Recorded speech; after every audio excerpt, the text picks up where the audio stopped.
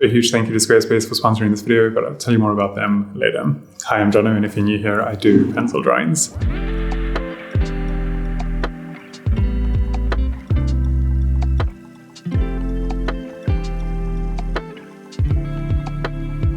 I've been moving studio. Currently in my new studio, it's not finished yet, but it's getting there. And I've got a few notes on moving into this space. The previous space was amazing. It was the biggest studio I've ever had, and it allowed for massive expansion. I feel like you generally grow with the spaces that you occupy. Your thinking can change, a lot of things can change just with your environments. I think a big part of this video is talking about environment and the environments that we create. It has a direct impact on how you work. If you're doing something that demands a lot of your time, it's crucial to have an environment that draws you in. It allows you to feel safe and warm to explore your thinking, explore creativity, whatever it is that you're doing. I find that the ecosystem that I'm working in is an incredibly fragile one. If it's messy or untidy, I have to tidy it up first before I can start drawing. And that always provides an opportunity for distraction or procrastination. So I've had the opportunity again to reassess the way that I construct the space that I'm going to be occupying the majority of my life. And that is the space here. For me, there's a few things that really make a difference in my drawing space. Those are light, sound, and clutter. So taking care of the light was a big one. I've got 4 massive windows and that's just too much light. It's a great problem to have. The views are incredible, and walking into a bright light studio is part of that whole ethos around being sensitive to the space that you're going to be spending time in. But I had to get control over the lights. So I had to be able to cover all of these windows so I could control the light that I'm drawing in. Whoa.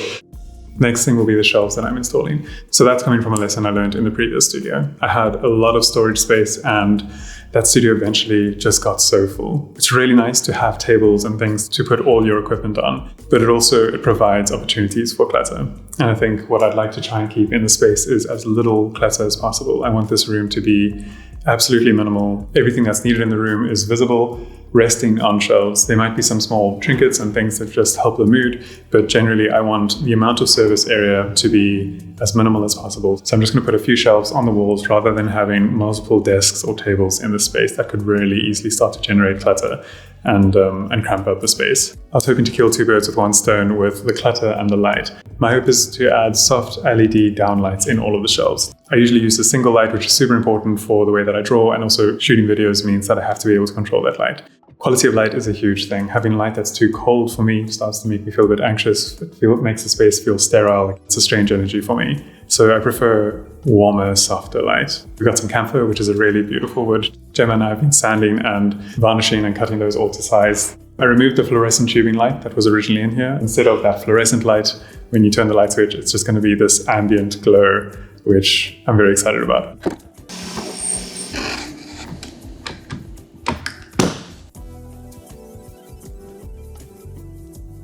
And lastly is the sound. At the moment, it's still a bit echoey, but I've installed some curtains in the back, which have really helped a lot with sound. I'm going to put some carpets on the floor. Down the line, I'm hoping to build some sound insulation panels, which we can install into the roof, which will just really create this like cocoon, homely, warm feeling.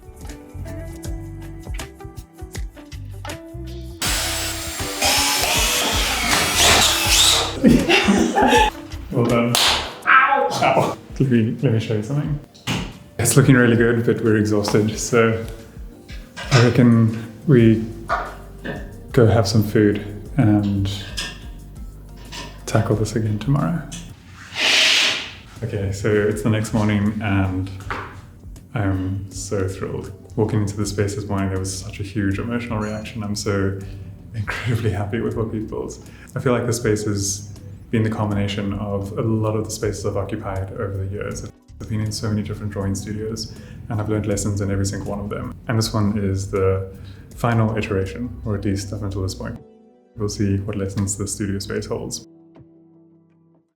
Yeah, so there we go. The space is almost finished. I'm so incredibly thrilled. I feel like this huge need to spend a lot of time here, which was the absolute goal. I've been wanting a studio space that draws me in, and I've gotten close. With a lot of the studio spaces that I've made and designed and tried to nurture. They've been really inviting, but I don't think one of them has been as inviting as this one. I've poured so much love into this one. There's still a few more things that I really want to do. So the sound treatment is quite a big one. There wasn't enough time, and I'm still doing a bunch of research on how to treat this space. But you can hear there's still a bit of an echo, which I want to try and get rid of. But as it is, we're already like 80% of the way there, and I'm just beaming. I'm so happy.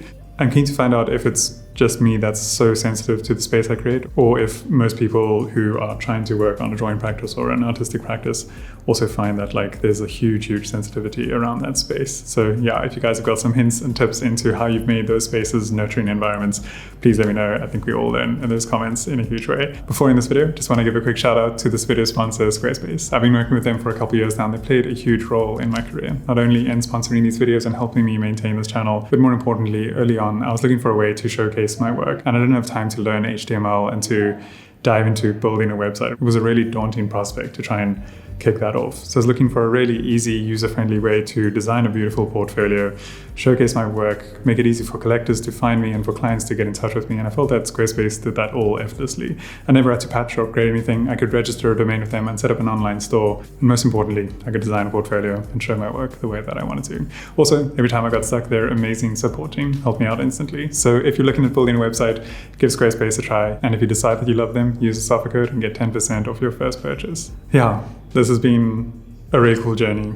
Obviously, if there's any questions or anything, let me know in the comments and I'll try and answer as many of those there as possible. And if it's more complicated, I'll make a video about it explaining what I've done. But as always, thanks for the support. I'll see you guys in the next one. Bye.